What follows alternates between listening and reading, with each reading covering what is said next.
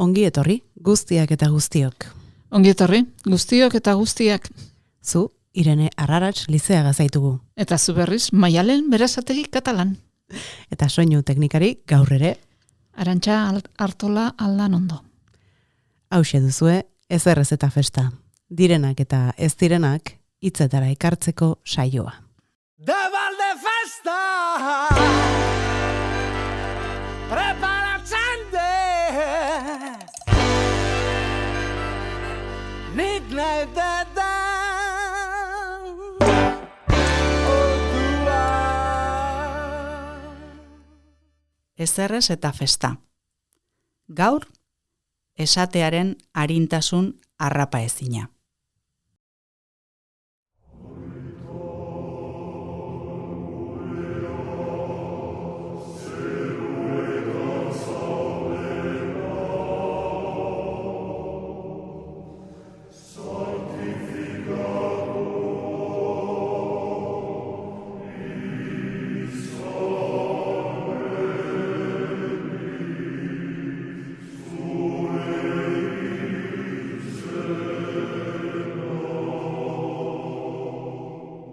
Hasieran bazen hitza. Hitza jainkoarekin zegoen eta hitza jainko zen. Hasieran jainkoarekin zegoen hitza. Gauza guztiak beronen bidez egin ziren eta egindakotik ezer ez da berau gabe egin. Hitzarengan zegoen bizia eta bizia gizakien argia zen. Joanen Evangelioa.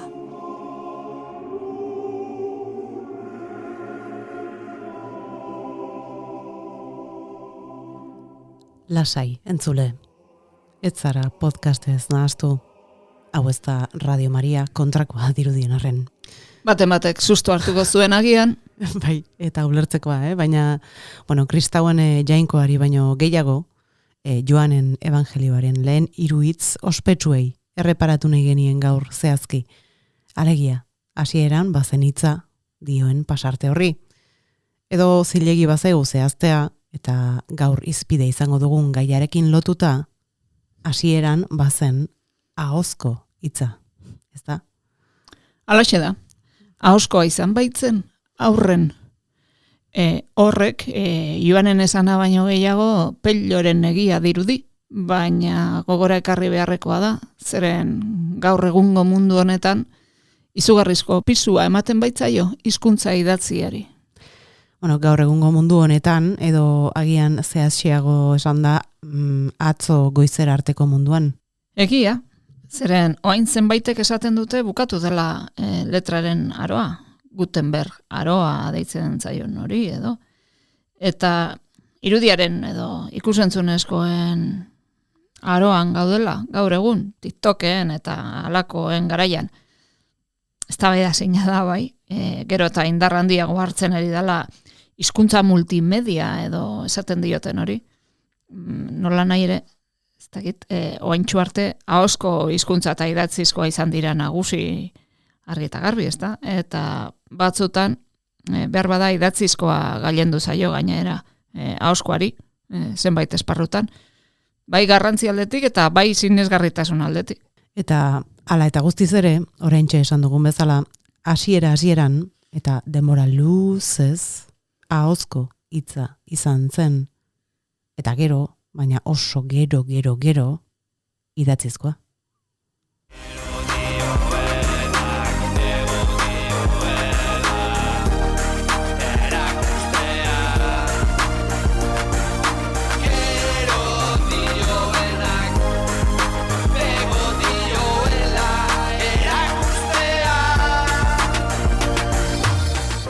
Gero dioenak bego dio, baina ahozko hizkuntzak ez zuen ez, bego esan.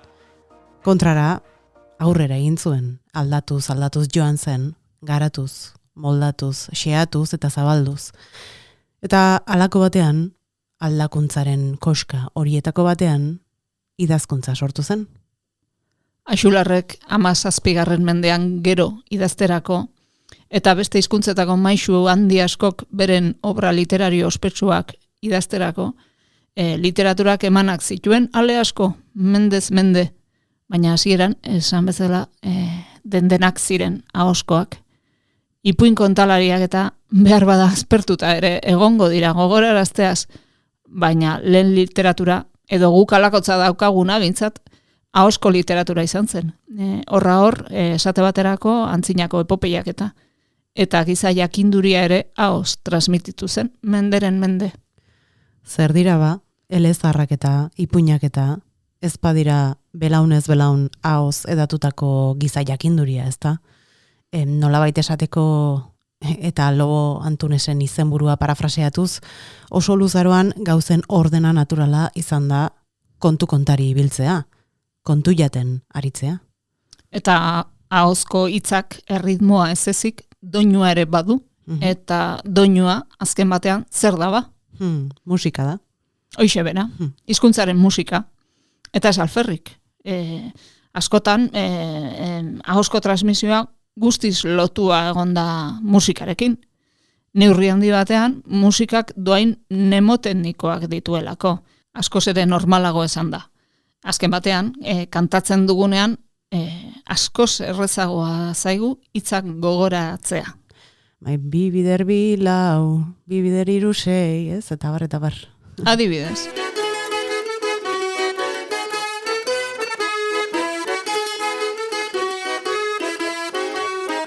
Leixi batxo zuria dozu, andratxu gaztia, ondo gobernatuta, baiaita fraia. Eskutsu zuriak dozuz, andratxu gaztia, guantepian ibilite, baiaita fraia. Eskutsu zuriak dozuz, andratxu gaztia, guantepian ibilite, baiaita fraia. Mendebaldeko balada tradizional bat genuen hori, eta baladak, hain zuzen, ahozko hizkuntzaren transmisioari eta musikari buruz esaten genuen horren adibide ederra dira, ezta? Bai, azken batean baladak horixe dira. Gertakizunen kontatu ohi duten poemak, eta ahozkoari oso lotuak egoten dira, asko eta asko. Pentsa, irutrukuren ale horretan elkarrizketa bat ageri da. Bai, andratxu gaztearen eta aitza frailearen arteko elkarrizketa bat. Eta jakina halako balada batzuk musika eta guzti iritsi dira, guk gain naino. Bai, eta baladez gain, euskal kulturan hortxe ditugu, besteak beste pastoralak eta bertsolaritza ere. Pospolu batek pizten badu lehen ditxia, gero bota sastraka eta zumitza. Tximinitikan gora doa bere gisa, baina neretzat sua dugu berso gintza, bersoa balitza, su baten baldintza, pizt dezagun itza alaituz bizitza, hemen su horren bueltan dantzan gabiltza. Hemen su horren bueltan dantzan gabiltza. Euskal Herriko txapelketan, Amets Arzallusek bertsoari kantatu zion bertsoa genuen hori. Bertsoari bertso, itzari hitz, suari su. Hori da. Eta oso ondo datorkigu suaren irudi hori, zeren Arzallusek kantatu zuen bezala, su horren bueltan ibiltzen gara gaur egun bertso plazetan eta orain dozena urte batzuk berriz beheko suaren bueltan biltzen zain jendea, berotzeko ez ezik elkarren kontuak entzuteko ere. Duela milaka urte berriz, antza denez kobazulo eta arpeetan piztutako suaren inguruan elkartu ohi ziren gure arbasoak ere. Su hori aspaldi piztu zen, beraz, eta inoiz ez da, itzali. Bertxotan egin ez dakit, baina kantatuko zuten orduko haiek ere seguru. Bai, eta kontatu ere bai, baina noiztik. Alegia, suaren metaforari segituz, historian atzeratzera eginda, nolatan piztu ote zen hizkuntzaren txinparta, hau da, noiz hasi ote ziren gure arbasoak elkarri gauzak esaten. Bla, bla, bla, bla.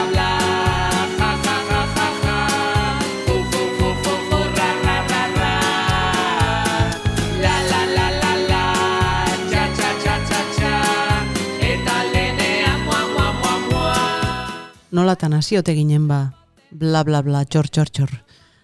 Zeren esan dezakegu komunikazioa zentzu zabalean ulertuta, izaki bizidun guztien edo askoren gaitasuna dela berez ez, nabarmena da animaliak, esan nahi baita gizakioz besteko animaliak, elkarrekin komunikatzen direla. Are gehiago, iaz adibidez irakurri genuen gogoratzen zara, nola esperimentu batean ondorioztatu zuten tabako eta tomate landareek garrasi egiten dutela estresatzen direnean. Ara, gu bezala xe orduan. Bai, baina garrasi ez dakit diferenteak omen dira. Ez dakit landarek gure estresoiuak sumatzen dituzten, baina antza denez guk gizakiok ez dugu hautematen landaren soinu frekuentzia hori. Nola nahi ere, zientzialariek kontrakorik esaten ez diguten bitartean, eta ez dirudi horren kuidadorik dagoenik, landareek ez dute guk erabiltzen dugun ahosko hizkuntza honen gixakorik. Ez dirudi ez. Beraz, nolatan eta noiz hasiote zen giza komunikabide hori, hau da, gerora hizkuntza oso eta bere gainau bihurtuko zen komunikazio molde hori. Dirudienez, oraingoz ezin da guztiz argitu eta seguru esan, baina zientzialariek omen dituzte hipotesi batzuk nahiko sinesgarriak. Bai, esaten dute hizkuntza, ahozko hizkuntza, duela dozenaka mila urte sortu zela, baina ez datoz bat zehazki duela zenbat dozenaka mila urte.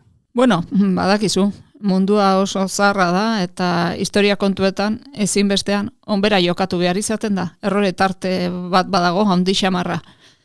Eta gaina hori zehazteko orduan, hau da, hizkuntza noiz hasi zen zehazteko orduan, kontuan hartu behar da auzi garrantzizko bat. Zer jo behar da edo zer jo daiteke hizkuntzaren hasieratzat. Hortxe dago koxka bai, zeren adibidez, zu hortxe baldin bazaude, zureko bazuloan, ez? Bi harrirekin sua egin nahian, jo eta su.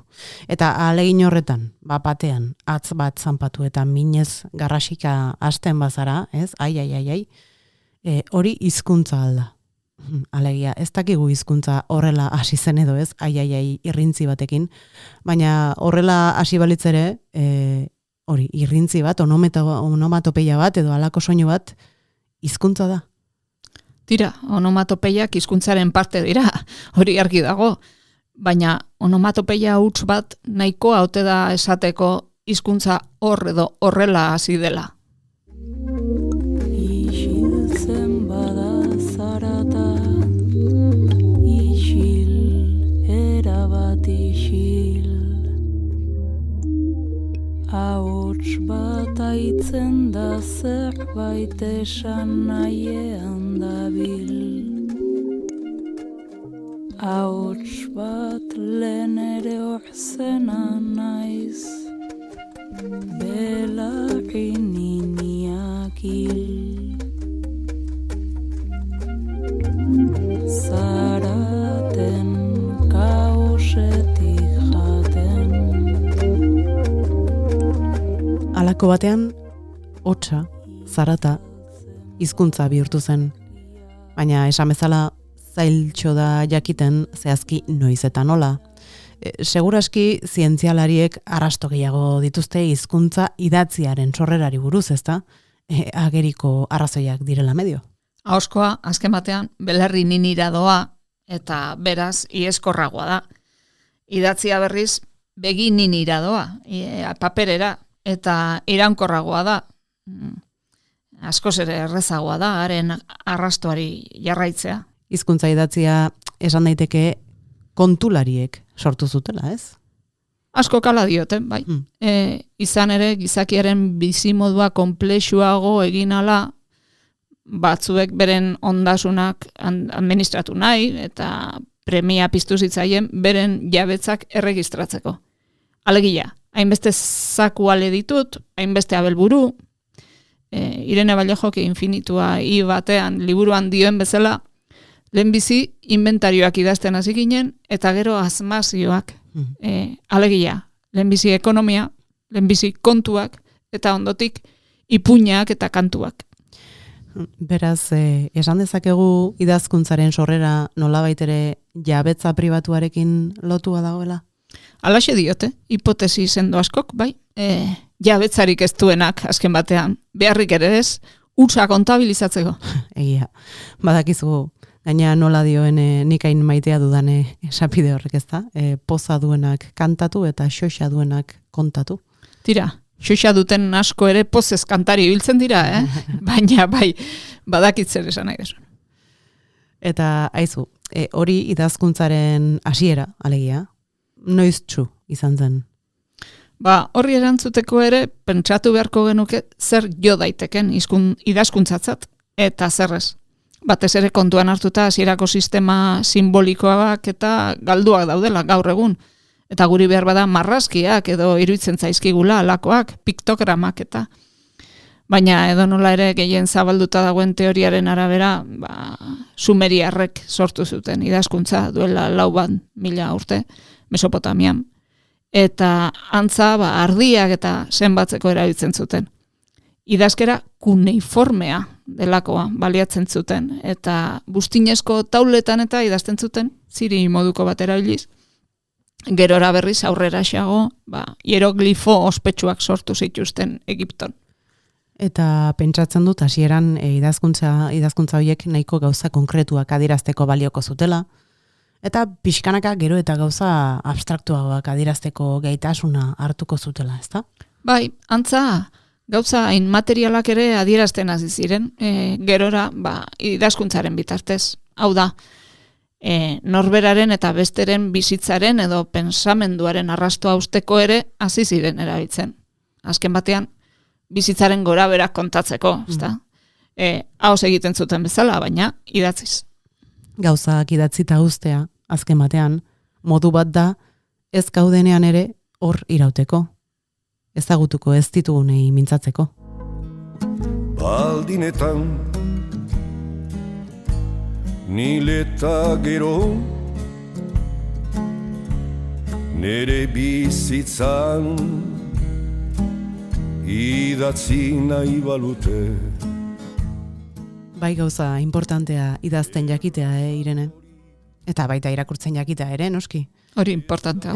Bai, pentsa batez ere herri xehearentzat ze funtsezkoa izan den eta den oraindik ere alfabetatzea, irakurtzen eta idazten ikastea. Ez alferrik jendea aspiratuta edukitzeko metodo oso efektiboa izaten da, jende horri analfabeto iraunaraztea. Berdin dio, gainera nor nobleak jopua, agintariak herritarra, gizonak emakumea, hizkuntza nagusi baten hiztunak, hizkuntza gutxitu bateko hiztuna. Hain harritzekoa ere ez da, beraz, idatzizkoari halako garrantzia ematea? Ez da harritzekoa ez. Eta inork ez dio garrantzia ukatuko, baina alere, ondo pentsatzen badugu, idatzia ahozkoaren isla besteik ez da hizkuntza guztietan, isla kamutsa. Ufa, bai ez tapen biribila da hori, eta inorentzat igual ausarta ere bai. Izan ere oso ohikoa da pentsatzea, idatzizkoa dela hizkuntzaren evoluzioaren mokurua, ez da? Alegia, idatzia dela ahozkoaren aldaera, sofistikatua eta perfekzionatua, ahozkoaren betegintzarrea, nola baita esateko. Idatzia gehiago delakoan gaude askotan, hori egia da, goragokoa delakoan, jasoagoa, osoagoa ere bai, eta ez darritzekoa ez ala pentsatzea. Azken batean, orain arte bintzat, jakintza ofiziala, jakintza akademikoa eskuratzeko, idatzira jo behar izan dugu, ezinbestean. Euskerak berak ere, ala esaten digu, ezta? Eta beste hizkuntza batzuk ere bai, ezta? Izan ere, letrak deitzen zaio kultura literarioari, hau da, literaturari, metafilologiari, baina baita historiari, filosofiari eta barri ere. Letrak zituena letraduna zen, hau da, ikasia. Eta letragabea aldiz, ez jakina. Bai. Baina horri nabardura asko egin behar zaizkio noski. Koldo Mitxelenak, adibidez, behin esan zuen letren esparruan ez dugula xenpelarren pareko gizonik, naiz eta xenpelarrek letrarik ezagutzen ez zuen. Eta horrela zenbat eta zenbat. Egia da. Esaten ari garen bezala idatzizkoak baditu alako indargune batzuk. Idatzizkoak besteak beste dokumentazioa sortzen du, ez da txorikaka, hots liburuak sortzen ditu, bere aldaera guztietan, eta liburuak dira artefaktu batzuk nahiko luzaroan irauten dutenak, edo iraun dezaketenak, behintzat. Bueno, lehen, irauten zuten ura eta su bat artean ez bat zeuden. Uholdeak, itoginak, suteak, alakoak izaten ziren liburuen etxairik handienak, eta oraingo liburu elektronikoek ere irauten dute, baina beti ere ordenagailuak programa zabaltzen usten dizun bitartean. Alegia, liburuaren formatua eta irakurgailuarena bateragarriak diran bitartean. Baina tira, bai, laburbilduz, liburua artefaktu iraunkor bada, materiala da, eta euskarri badu. Ia da, papera, harria, lehenago. Gu liburu zaleak gara, dudarik gabe, baina Jorge Luis Borgesek, hemen dugu berriro Borges bai, zer uste zenuten, liburuak egitetik bizi zen ark, alegia, inoiz egin zuen halako aldarri bat liburuak gurtzeari uztearen alde?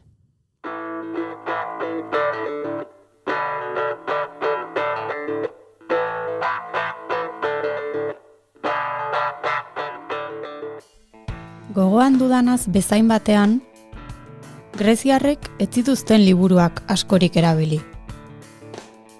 Agerikoa da, gizadiko maisu handi gehienak hizlariak izan zirela batikoat. Burura datozkit, esaterako, Pitagoras, Kristo, Sokrates, Buda eta beste. Platon, bere dialogoetako batean, nolabaiteko mespretsuz mintzo da liburuez. Zer da liburu bat? Liburuak, margolanak bezala, izaki bizidun bat dirudi. Baina, ari galdera bat eginezkero, ez du erantzuten.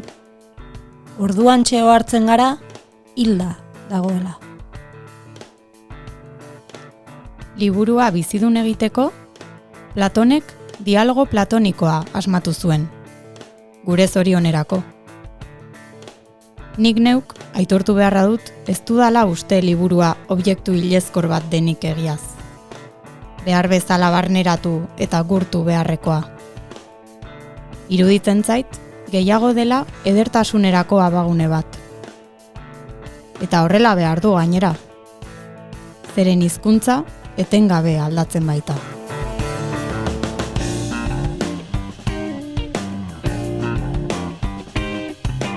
Borgesen hitzetan, beraz, liburua edertasunerako abagune bat da. Esan dugun bezala, artefaktu bat. Eta hizkuntza idatzia, onerako, zein txarrerako, komeni edo ez komeni, ez du haizeak ainerra zeramaten. Idatzia materiala da. Ahozko hizkuntza berriz, inmateriala. Baina kontrakoa badirudi ere, hain zuzen inmateriala delako, berez askoz ere osoagoa da, idatzia baino. Hasieran esan dugun bezala, intonazioa du, doinua eta musika, eta hitz egitean, keinuak ere erabiltzen ditugu, begira da. Eta proxemia ere, bai. Proxemia. Bai, alegia, nola moldatzen garen espazioan komunikatzen garen bitartean. Adibidez, mintzaiden artean ze distantzia usten dugun. Hau da, elkarrengandik hurbilago edo urrunago hitz egiten dugun. Hori, gainera asko aldatzen da herrialdetik herrialdera eta kulturatik kulturara. Eta baita noski egoeratik egoerara eta asmotik asmora ere. Proxemia aldatu egiten da mintzaiden harreman motaren arabera, edo batak bestearekin duen intentzioaren arabera, eta bar, eta bar. Halako gauzak gainera natural bezala egiten ditugu, ez? Baina berez ikasiak dira, oharkabean bada ere ikasiak, logika jakin bati jarraitzen diote, eta funtzio oso garrantzitsua dute, ahozko komunikazioan. Eta horrekin lotuta, tonua ere funtseskoa da jakiteko hizlariak nola eta zertarako esaten ditun gauzak. Hau da, jakiteko ea zerbait pozez esan duen, edo penaz, edo ironiaz. Hizkuntza guztietan gertatzen da hori noski. Azken batean, ahozkoa bizipena da. Gertuago dago bizitzatik, eta alde horretatik bizitza bera bezalakoa da, pasakorra, instant bateko gauza. Eta hori guztia, falta du idatziak. Eta horrexegatik behar ditu idatziak makulu batzuk. Esate baterako, puntuazioa, emotikonoak, WhatsAppean, edo dena delakoa. Eta, bueno, hain zuzen ere, falta duen hori guztia nolabait berdintzeko edo ordezkatzeko erabiltzen ditu makulu horiek.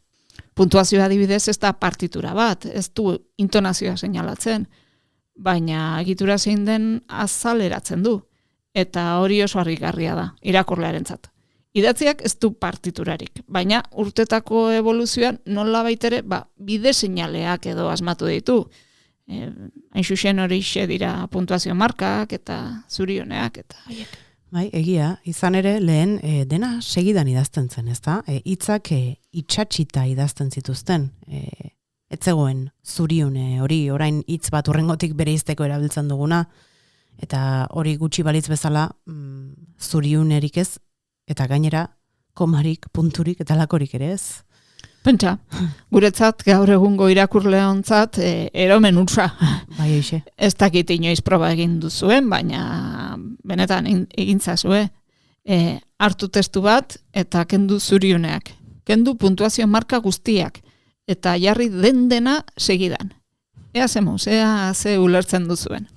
Imaginatzearekin bakarrik kakalarri pixka basartu zaite, haze mordolioa. Bai, koldarra alakoa.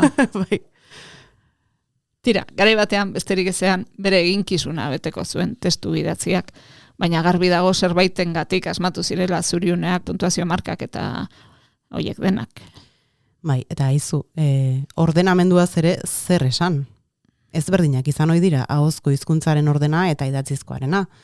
Eta oraintxe komentatzen ari garen ezaugarri horiekin du, zer ikusia hain zuzen? Ahozkoan, hain zuzen, tonua, doinua eta abar ditugu hizkuntzek berez ematen ez dituzten arrastoak emateko.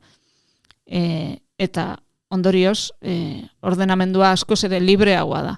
Esaterako euskeraz oso nabarmena da, nola aldatzen den esanaia intonazio aldatzen bada. Ni naiz Josep Antoni gauza bada eta ni naiz Josep Antoni beste bat. Ordena aldatu gabe, intonazioa bakarrik aldatuta, esaldiaren esanaia guztiz aldatzen dugu.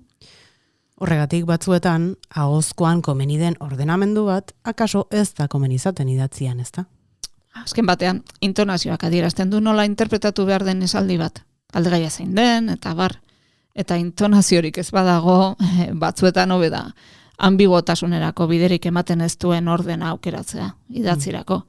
Bestela, azkenean irakurleak berak egin behar du, idazleak egin ez duen lana, eta berak argitu behar du, idazleak argi adierazi ez diona. Eta behar bada, gaizki ulertuko du, edo bi aldiz irakurri beharko du, ondo ulertzeko.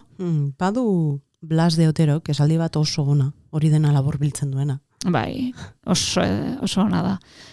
Ahozkotik idatzirako pauso hori eman behar danean, lagungarria da, nire ustez, haren hitzak gogoan hartzea oso ondo adierazi baitzuen zertan den ahozkoaren eta idatziaren arteko oreka eta harreman bitxi hori. Nola, esan zuen Blas de Oterok?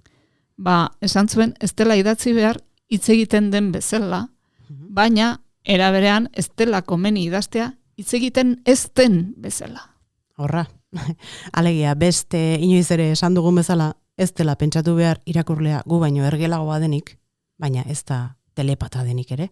Susmoa banuen baina, argitu gidazu zalantza, denok baino gehiago dakizu. Lehentxeago ahozkoaren doinuaz eta musikaz aritu gara pixka bat, eta musikari helduko diogu orain berriro, ondo iruditzen bazaizue, podcast musikal xamarra ere bada eta gurea. Izan ere, partitura aipatu duzu zuk lehen, Irene? Bai, esan dugu idatziak ez duela ahozkoak duen partitura hori, eta partituraren kontuarekin bueltaka genbiltzala, geure artean pentsatu dugu. Hitzak paperera pasatzean hainbeste gauza galtzen baldin badira, beste hainbeste gertatuko dute da doinuak partiturara eramatean. Tamalez, gure ez jakintasunaren itxaso zabalean, urtanta bat besterik ez da gai hori, ezta? Eta ezingo dugu askorik esan gure uztatik musika kontuei buruz, Baina zorionez gogoratu gara Mari Irigoyen musikologoak horrixe buruz hitz egin zuela 2023ko uztaileko kanterri jardunaldietan Oiartzunen, eta oso interesgarria iruditu zaigu bertan, esan zuena. Bai, hoxe. Berriak hitzaldiaren berri eman zuen, eta hemeroteka oso ondo datorkigu, ez dakizkigun gauzen itsaso zabal horretan airosoago ibiltzeko ere. Halaxe da bai. Hitzaldi hartan Irigoyen Ipar Euskal Herriko doinutegiaz eta aritu zen bereziki, eta kontatu zuen nola historiako garai jakin batean, tokatu zen halako batean, euskal abestiak partituretan idazten hastea. Hau da, ordura arte ahoz transmititutako kanta batzuk partituran erregistratzen hastea. Hartara ondare hori ondo gordeta gera zedin. Baina, zer gertatu zen? Irigoyenek kontatu zuenez, kantuak partiturara eramateko lan horretan aritutako batzuek ohitura handia zuten nunbait, zenbait nota aldatzeko. Kantatutakoan nolabait ere sistema musikal estandarrago batera errenditzeko edo. Baina estandartze horrek ondorioak izan zituen. Jakina. Irigoyenek esan zuen hitzez Irikiko Matxoak, horrek alimaleko mina itxiko matxoak egin ziola euskal kantuari. Horrek alimaleko mina. Ez da makala, Bai. Eta handik aurrera gainera oso gauza bitxia gertatu omen zen, baina logikoa ere bada. Partiturak ez zirenez zehatz-mehatz jendeak kantatzen zuen horrexen isla, gero jendeak kantu zarraiek kantatzen zitunean, abestiak ez zetozen bat, jakina, pentagraman jartzen zuenarekin. Baina kontua berez etzen noski, kantua ez zitzaiola leiala pentagramari, baizik pentagrama ez zitzaiola leiala kantuari. Horixe bera. Antza denez, idatzi gabe zeuden doinu haiek guztiak pentagramara eramateak eta euskal sistemarekin guztiz bat etzeto horren sistema estandar batera aldatzeak, azkenerako belarria bera ere aldatu dugu. Eta horren ondorioz, Irigoyenen hitzetan, jotzeko eta kantatzeko beste manera batzuk hil egin ditugu, pixkanaka. Eta ez gara konturatzen nolako askatasuna eta aberastasuna eta nolako berezitasunak galdu ditugun kantuan. Eta hain zuzen ere galera horren erakusgarri pasadizo bat kontatu zuen Irigoyenek. Antza, ikasle batek urteak eta urteak eman omen zituen pentsatuz, bere aitatxik gaizki kantatzen zuela. Baina denborarekin aranon konturatu zen, noski ezetz, aitatxik ez zuela gaizki kantatzen, baizik eta beste molde bat erabiltzen zuela. Ikasle hark berak eta haren belaunaldikoek ordurako galdua zutena. Kantatzera niazu alhegera gabe, ez baitut probetxurik tristaturik ere. Ni une batxigan ben gizonik hilgabe, sekulakoz galerak enetako dire.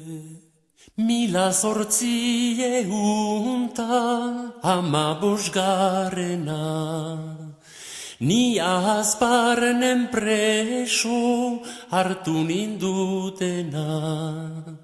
Pluma gaineko premu orok dakitena. Galeretan igatu beharko naizena. Alazori gaitzeko premu izait. Philip Larkin poeta ingelesa, ez omen zegoen olerkiak ahots goran errezitatzearen alde. Iruditzen omen zitzaion adimena galdu egiten dela poesia entzutean, eta gizagaruna ez dagoela egina poesia entzuteko, baizik irakurtzeko. Alegia, idatzizkoaren bide seinaleak, lehen esan ditugun hoiek, puntuazioa, poesiako lerroen partiketa eta bar, idatzizko seinale hoiek ahozkoak baino egokiagoak iruditzen zitzaizkion, hartzaileek poema ondo harrapaz ezaten. Eta bueno, ulertzekoa da, Larkinek zergatik esaten zuen hori, baina aldi berean, kontraesan handixamarra ere bada, ezta? Bai, Ez dakit gizagarunak zehazki zer dezaken eta zerrez, baina biztan da poesia lehenik eta behin belarritik sartu zitzaigula. Gero gogoan atxiki genuen eta ahotik belarrira pasatu genion besteri, belaunaldi. Ahozkoa gainera inmateriala den bezala, iruditzen zait, ez dakit, poesiak ere baduela alako kutsu inmaterial bat ere, alako, ez dakit, airean egan egite bat, edo alako arintasun bat, ez? Hori poesia romantikoa izango da, ez da? Bai, kurtsia ez esateagatik, ez da? Bueno, hori zer horrek esan duzu, Bai, egia, nik neuk esan dutena, baina tira. Kontua da, arintasuna zari garen ez gero, elipsiaren arintasun zoragarriaz eta hitz egin nahi genuela gaur. Bai, tamalez, hizkuntzan galbidean ditugun espezietako bat da. Naiz eta oso erabilgarria eta kasik ezinbestekoa den. Askotan, diskursua fintzeko eta arintzeko. Edo isilean desagertzen doan espezie bereko bipiztia etzan elkarri itzala janez elkarritzak janez elkarrekin desagertuz isileraz. Ea galbidean dugun espezie hori, elipsia. Eta gaur zehazki, aditzaren elipsiari buruz hitz egingo dugu, ezta? Aditzaren elipsiaz, bai. Eta aditz isildua ere esaten zaio. Joño, isildua eta gainera galbidean. Zoritxar guztiak tokatu zaizkio gaixoari, Guztiak ez, baina batzu bai bintzat. Eta, gauzak zehatzago esplikatze aldera, zein daba? Aditz isilduaren izen sasi zientifikoa? Tira, gaur ere olgetan benetan esan dezagun, bota dezagun hemen gure izen latinkara. Verbum ellipticum. Balio du, bai. Horrela esan da, dena den, ez dakit gu bezain friki linguistikoak ez direnek jakingo duten, zertaz ari garen zehazki esango nuke ikastetxetan eta irakasten dela, baina gero aztea ere errisa da. Hitz egingo diguzu, pixka bat irene aditz isiltzeaz? Askotan aditza osorik esan beharrean isildu egiten dugu. Edo aditzaren parte bat isiltzen dugu aditz laguntzailea normalean.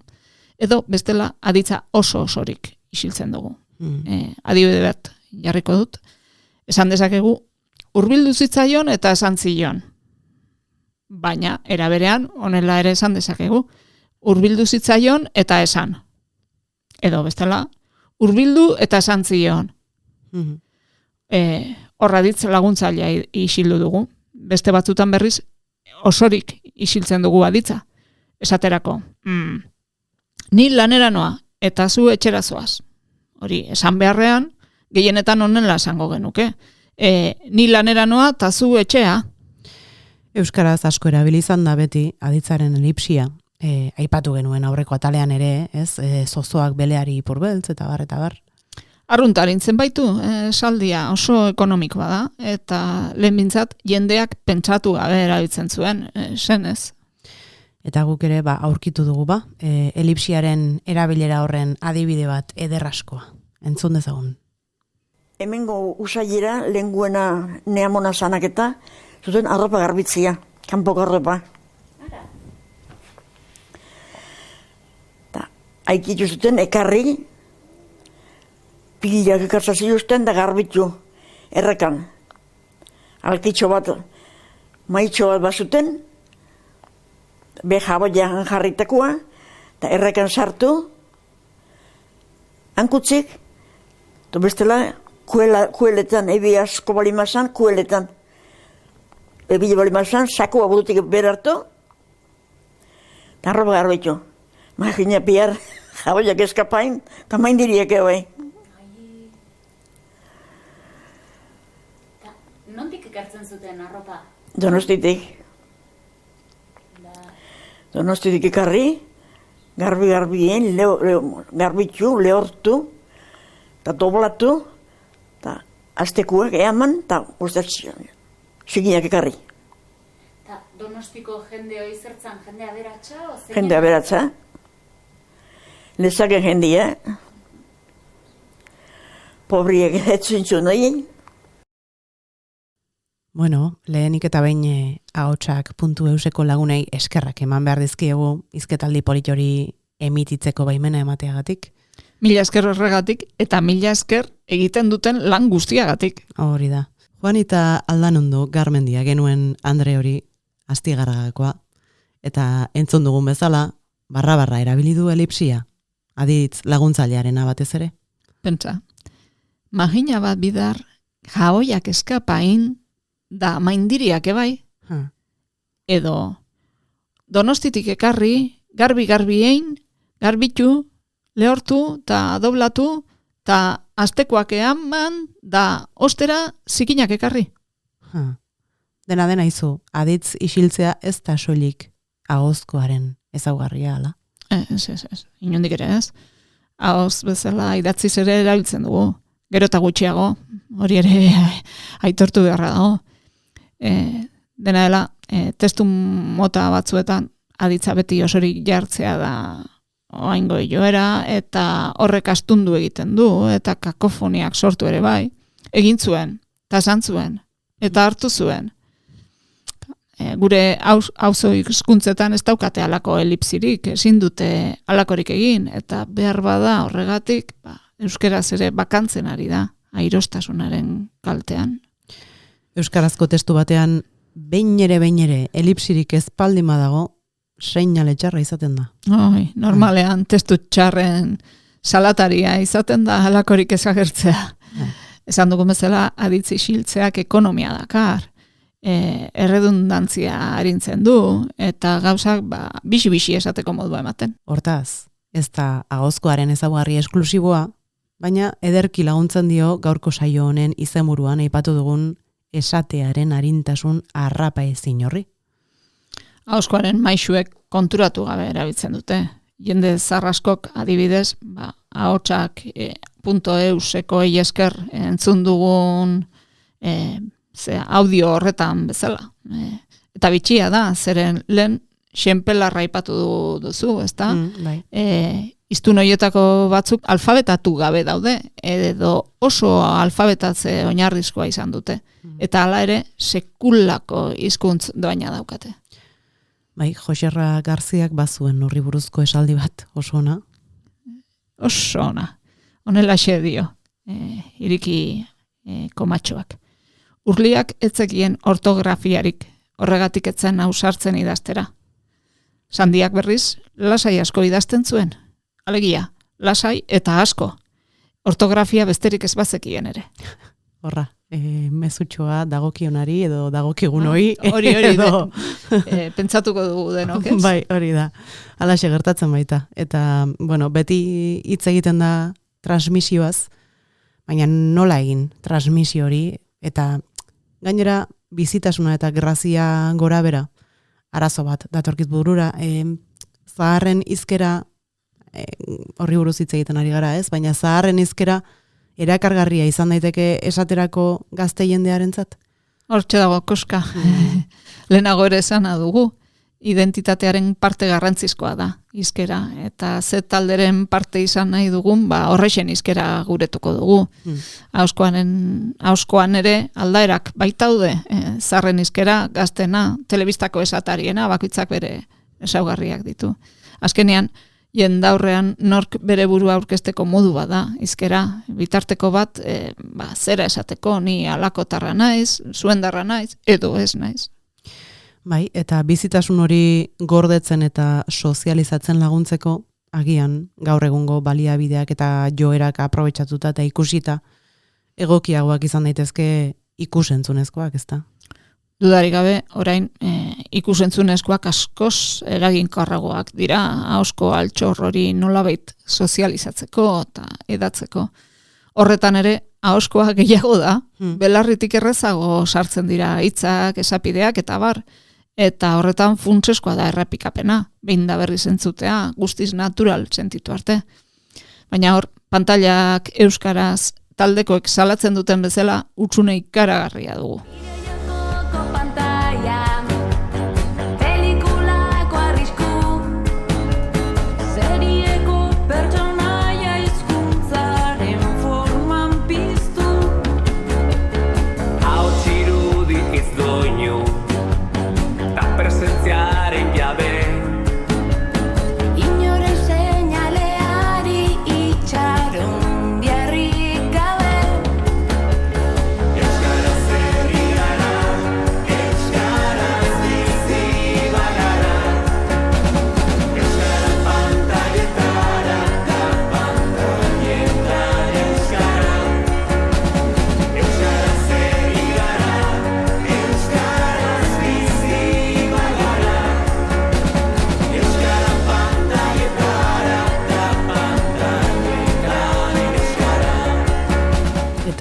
Aldarri horrekin, iritsi garela bukaerara.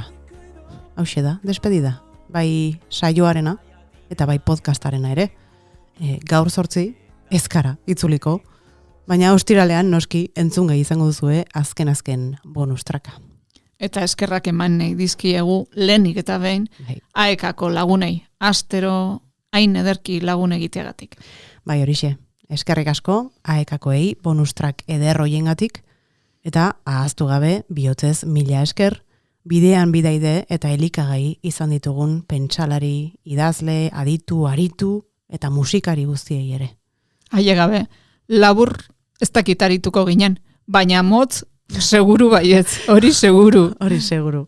Eta tira, azken, baina ez utsen eskerrik asko zuri, entzule, festa honetan festakide izateagatik. Sumatu dugu, zuen beroa. Diren guztiez ez gara aritu, eta ez diren guztiez ere ez. Baina espero dugu gozagarri eta tarteka goxagarri ere gertatuko zitzaizuela gure eleketa. Bagoaz baina ezkoaz inora. Nahi duzuenean eta nahi duzuenerako hortxe izango dituzue aurrerantzean ere dastagai podcast honen ale guztiak, beren mulkoan bildurik. Berriaren webgunean ez ezik, YouTubeen eta beste zenbait plataformatan ere hortxe entzungai. Elkartuko gara, beste diskoteka guateke edo erromeriaren batean mihia beti dantzan hitzaz aritzeko prest.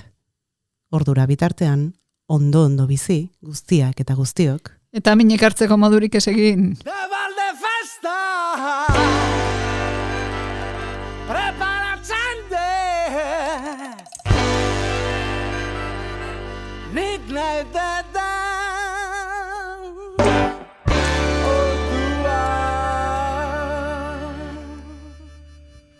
Ni ez nauzu ibiltzen, kantuz dirua biltzen, komediante moduan. Ni ez nauzu ibiltzen, kantuz dirua biltzen, komediante moduan. Esatearen arintasun arrapa ezina. Edukia eta gidoia, Irene Arrarats Lizeaga eta Maialen Berasategi Katalan. Irakurketak. Leire Errandonea Garzia Larratxe eta Nerea Urriza López. Muntatzea. Oli Artola Apeztegia eta Lara Madinabeitian Anklares. Musikaren hautaketa. Arantxa Artola Aldanondo eta Maialen Berasategi Katalan. Musika. Euskatalitesen Iparragirre Abila dela. Oldarraren Aitagurea. Etxepare Rapen Gero. Irutrukuren Leixe Batxoa. Kaukorikuraren Pintxopote. Orniturrinkusen Belarri Ninia. Benito Lertxundiren Zehazten erraza naiz. Berritxarrak taldearen Orain norbait zara. Pantxoa eta Peioren Galerianoren kantua. Anariren Otzanak.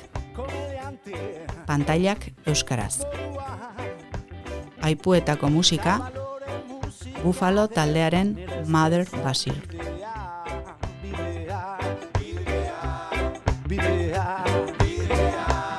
Musika usterik ez eskatu